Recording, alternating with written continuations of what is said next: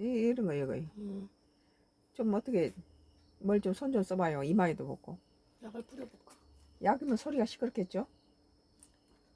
그럼 좀 약을 뿌리든지 이쪽으로. 오늘 여의도 연합뉴스 TV예요. 여기도 1번지 여 사법부 최고조 압박 야 상권분리 유린이라는 기사예요. 2025년도 9월 15일자 기사예요.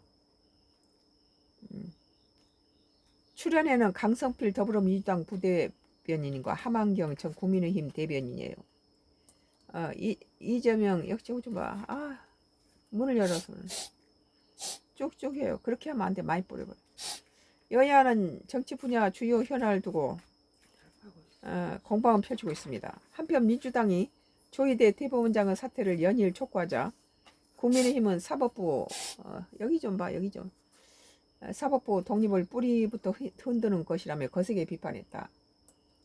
지금 정청래가 당대표 되면서 상당히 막가파예요. 지금 관련 내용 포함 정치권 이슈를 강선필 더불어민주당 부대변인과 함인경 전 국민의힘 대변인과 자세히 짚어보겠습니다. 전국 질문한 일에 전국 법원장들이 민주당이 추진하는 사법개혁과 내란 재판부의 우려를 표하며 소통을 요구한 가운데 민주당에서 조희대 대법원장의 사퇴를 촉구하는 목소리가 공개적으로 터져나왔습니다.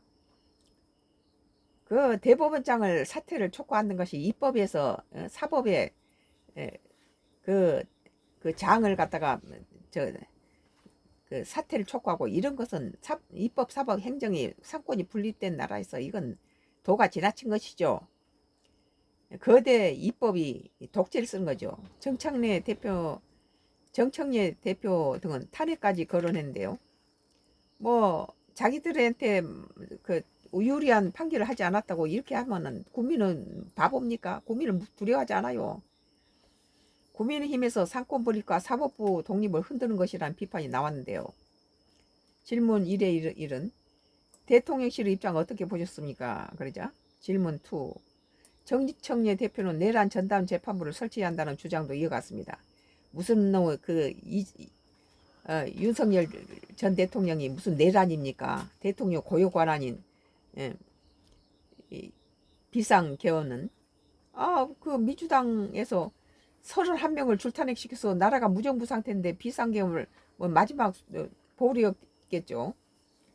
그리고 모든 헌법학자들은 대통령의 비상개헌은 그것은 대통령 고유 권한이다. 그런데 어떻게 내란이란 프레임을 씌워서 전부 다 싸잡아서 이렇게 되느냐. 내란이라는 것은 정치 세력 정권을 잡고 있는 그 대통령이 하는 게 아니라 그걸 빼앗기 위한 정권을 탈취하기 위한 그런 사람들이 내란을 저지르죠. 자기가 정권 잡고 있는 대통령이 뭐가 부족해서 내란을 저지릅니까? 서울중앙지법에 내란 전담 재판부를 설치하고 말고는 입법사항이라며 입법사항이 위헌이냐고 대물었는데요.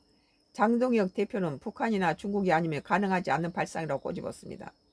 내란 재판부를 둘러싼 공방을 어떻게 보십니까? 했는데 질문 3에서 지금 국회는 정치 분야 대정부 질문이 진행되고 있습니다.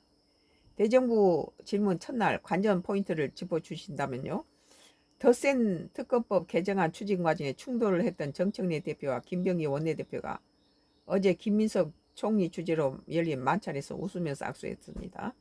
집권 여당의 투톱 갈등 봉합했다고 볼 수 있을까요? 질문 5에서 국민의힘 지도부는 부산을 찾아 첫 현장 최고위를 열고 이틀째 민심 다지기에 나섰는데요. 어제는 최근 구속된 손현보 목사의 교회 예배에 참석했죠. 장동혁 대표는 손 목사의 구속은 종교 탄압이라고 주장했는데요. 장 대표가 윤 전 대통령의 탄핵 반대 집회를 주도해온 손 목사 교회를 찾는 이유가 뭐라고 보십니까? 질문 6에 당내 성비 사건으로 내용이 이어지고 있는 조국혁신당은 오늘 첫 비대위를 열었습니다. 예상보다 빨리 당 전면에 나서게 된 조국 비대위원장은 책임지고 피해자의 상처 치유와 제도 개선에 나서겠다고 밝혔는데요. 다만 성비 사건이 가해자 중 한 명으로 지목된 김보엽 전 수석 대변인은 의혹을 모두 부인했습니다. 이런 놈들 다 의혹을 부인하죠. 거짓말 하는 놈이 제일 나쁜 놈이죠. 조 위원장이 당 최대 위기를 극복하는 지도를 보여줄 수 있을까요? 그러니까 뭐 지금까지 조국은 침묵하고 있었다잖아요.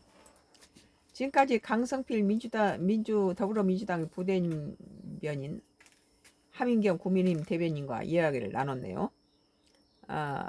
연합뉴스 TV 여의도 일본지에서 여 사법부 최고조 압박 야 상권분리 유리인이라는 기사에 대해서 썬과 크루스의 나의 정치 코멘트를 했습니다. 뭐 그 다음에는 이제 트럼프가 우리 한국에 관한 얘기를 이렇게 다음에 마지막으로 하겠습니다.